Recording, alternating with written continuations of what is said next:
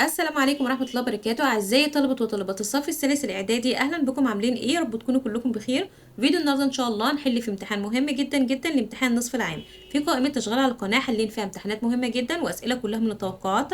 يا ريت تراجعوها قبل الامتحان. هسيب لكم الرابط بتاعه في صندوق الوصف أسفل الفيديو وفي أول كومنت مثبت. عايزاكم تركزوا معايا كويس أوي، تكبروا الشاشة وتعلوا الجودة علشان نشوف كويس. ويلا بينا نبتدي على طول.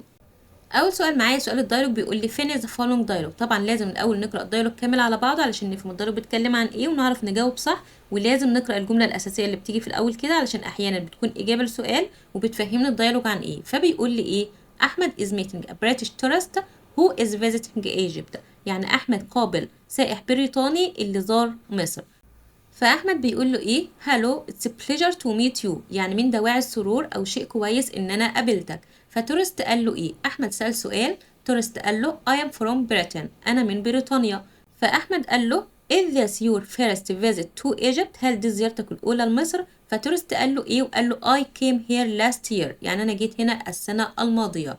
فاحمد سأل سؤال، تورست قال له I visited the Egyptian museum and pyramids، يعني زرت المتحف المصري والأهرامات. فأحمد قال له إيه؟ فتورست قال له ثانكس. نرجع تاني من الأول، بيقول له it's a pleasure to meet you، فطبعا هيقول له مثلا thank you، شكرا. it's nice أو it's a pleasure to meet you too. تمام. فأحمد سأل سؤال، فتورست قال له I am from Britain، أنا من بريطانيا. فممكن نقول أكيد هيقول له where are you from، يعني من أين أنت. أو ممكن نقول where do you come from، من أين أتيت. يبقى where are you from أو where do you come from. طيب فبعدين بيقول له إيه؟ is this your first visit to Egypt؟ هل دي زيارتك الأولى لمصر؟ فقال له أنا جيت السنة الماضية. يبقى هي أكيد إيه؟ no it isn't. تمام. أو ممكن نقول مثلا no it's my second visit، يعني دي زيارتي التانية. فأحمد سأل سؤال، تورست قال له I visited the Egyptian museum and pyramids، يبقى هو كان بيسأله عن الأماكن اللي هو زارها. فيقول له إيه؟ what، أداة الاستفهام الفعل المساعد. عندي هنا الفيرب هنا في الماضي، يبقى الفعل هيكون did، الفعل المساعد did، وبعدين I هتبقى you، الفعل الأصلي visit. what did you visit؟ ممكن تكتفي بكده، يعني انت زرت ايه؟ او what did you visit last time، يعني المرة الأخيرة أو آخر مرة يعني. تمام. فأحمد قال له إيه؟ فقال له thanks. فمثلا هيتمنى له إن هو يكون استمتع، فهيقول له مثلا I hope you enjoy مثلا your visit، بزيارتك. أو ممكن يقول I wish you enjoy بس، أو I hope you enjoy. تاني سؤال هيجينا في الامتحان هيقول لك read and complete the text with words from the following list. فبيقول لي transport، يعني وسيلة مواصلات أو وسيلة نقل. electric، كهربائي. electronic، إلكتروني. sit، يعني يجلس. unusual، يعني غير عادي أو غير اعتيادي. و sitting، يعني يجلس. فبيقول لي إيه؟ الأفضل إن احنا نقرأ القطعة دي كلها على بعضها علشان نفهمها كويس وعلشان ما نغلطش في الإجابات. فبيقول لي trams are إيه؟ so they are better for the environment than other types of A. Some of the trams in Alexandria are A. They have 2 floors. I like A at the top and watching the streets below. يبقى trams are electric، كهربائية. So they are better، لذلك هي الأفضل for the environment، للبيئة. than other types of، أكتر من أنواع أخرى من وسائل النقل. transport. Some of the trams in Alexandria are A. بعض الترامات في اسكندرية are unusual، غير عادية أو غير اعتيادية. They have 2 floors. I like، طبعا like بيجي بعدها الفعل مضاف له ing، فيقول I like at the top، يعني بحب أجلس في الأعلى. and watching the streets below، طبعا sitting. بعد كده هيجيلي سؤال هيقول لي read the following text then answer this question. فبيقول لي ايه buying and selling is a part of everyday activities. يعني البيع والشراء جزء من الأنشطة اليومية. People used to do this long time. يعني الناس اعتادوا على ده منذ وقت طويل. But shopping habits changed a lot. لكن عادات التسوق تغيرت كثيرا. In the past في الماضي you could deal directly with a person. يعني كان بيجب ان انت بتتعامل مباشرة مع الشخص. You could talk to the seller and even ask for advice about the best quality and price. يعني كنت بتستطيع ان انت تتكلم مع البائع وحتى تسأله عن نصيحة عن افضل جودة وافضل سعر. When there was a problem لما كان بيوجد مشكلة you could go to the shop and explain it. كنت بتستطيع ان انت تذهب للمحل وتشرح ده.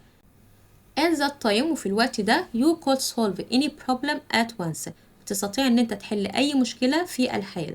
Buying and selling today depend on a lot of online activities. بيعتمد على أنشطة أونلاين كثيرة أو الكثير من الأنشطة الأونلاين. First في الأول you must log on the internet يعني تدخل على الإنترنت and choose price وتختار السعر the quality الجودة and the time of delivery ووقت التسليم. You must provide correct and clear information يعني بتمد بمعلومات واضحة وصحيحة to get your product لكي تحصل على المنتج بتاعك.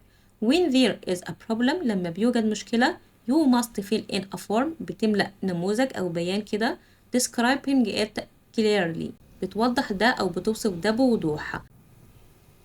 An online assistant يعني المساعد الأونلاين will contact you هيتصل بيك but it may take a long time لكن ربما تاخد وقت طويل to get a reply لكي تحصل على إجابة أو رد. The biggest problem is that some companies can't be reached easily يعني أكبر مشكلة إن بعض الشركات لا تستطيع أن تصل بسهولة because they may be far away from you لأن من المحتمل إن هما يكون بعيد عنك or you don't know the exact address أو أنت مش عارف العنوان المظبوط.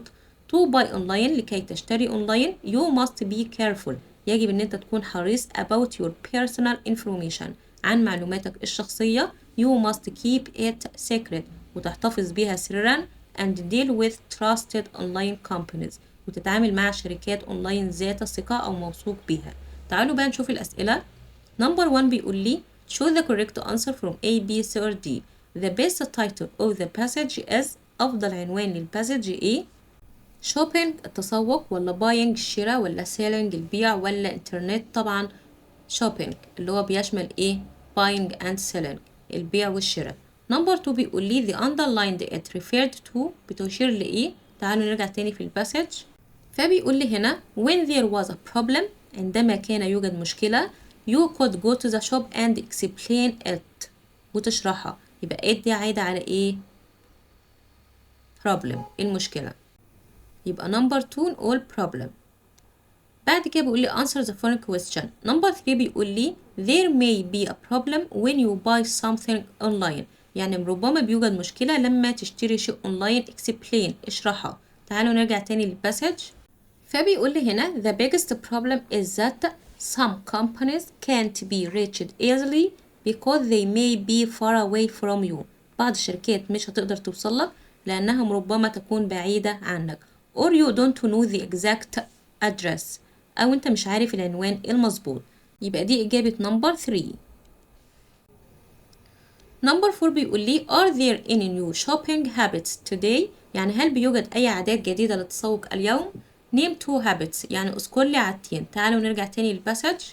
أول عادة عندي هنا you must log on the internet يعني تدخل على الإنترنت and choose price تختار السعر the quality and the time of delivery. تاني حاجة you must provide correct and clear information إن أنت بتوضح أو بتمد بالمعلومات الواضحة والصحيحة to get your product لكي تحصل على المنتج. يبقى دي إجابة number 4. number 5 بيقول لي summarize the first paragraph يعني لخص لي الباراجراف الأول. تعالوا نرجع تاني للباسج. فعندي أول باسج هنا بتتكلم عن إيه؟ إن shopping habits changed a lot، اتغيرت كثيرا، وقاعد بقى يتكلم عن في الماضي كانوا بيعملوا بإيه. فتلخيصها إن إحنا هنقول in the past، في الماضي people used to shop directly، إن هما يتسوقوا مباشرة from stores، من المحلات، talk to the seller to know the prices and quality، يعني بيتكلموا مع البائع لكي يعرفوا الأسعار والجودة and solve any problems at the same time، ويحلوا أي مشكلة بسهولة في نفس الوقت. يبقى هنقول in the past، في الماضي people used to shop، يتسوقوا directly، مباشرة، from stores، من المحلات، talk to the seller، يتكلموا مع البائع، to know، لكي يعرفوا ايه بقى the prices، الأسعار، quality، الجودة، and solve any problems، بيحلوا أي مشكلة easily، بسهولة at the same time، at the same time، في نفس الوقت. Number 6 بيقول لي how will buying and selling be in the future، يعني كيف سيكون البيع والشراء في المستقبل. فنقول مثلا in the future، في المستقبل buying and selling will be faster and easier، يعني هيكون أسرع وأسهل with technology أو with advanced technology، بتكنولوجيا متقدمة like online shopping، زي المحلات الأونلاين. فهنقول in the future، في المستقبل buying and selling will be faster، أسرع، and easier، وأسهل with advanced technology، بتكنولوجيا متقدمة like online shopping، online shopping. وبس كده. بعد كده بيقول لي choose the correct answer from A, B, C or D. number 1 بيقول لي the antonym of the word different، يعني عكس كلمة different مختلف، عكسها طبعا same، متشابه. number 2 بيقول لي the suffix A turns the verb swim into a noun. swim عايزين نحولها لنون، طبعا بنقول swimming. number 3 بيقول لي the word traditional is formed from the word، بنكونها أو مكونة من كلمة إيه؟ طبعا tradition. number 4 بيقول لي إيه means something that happens in your life، معناها شيء أو حاجة حصلت في حياتك، طبعا ده بتبقى إيه؟ experience، خبرة. number 5 بيقول لي a or an is a large area of water أو water with land around it، بأرض حولها، طبعا دي إيه؟ بحيرة، منطقة كبيرة من المياه، أرض حولها، يبقى ليك بحيرة.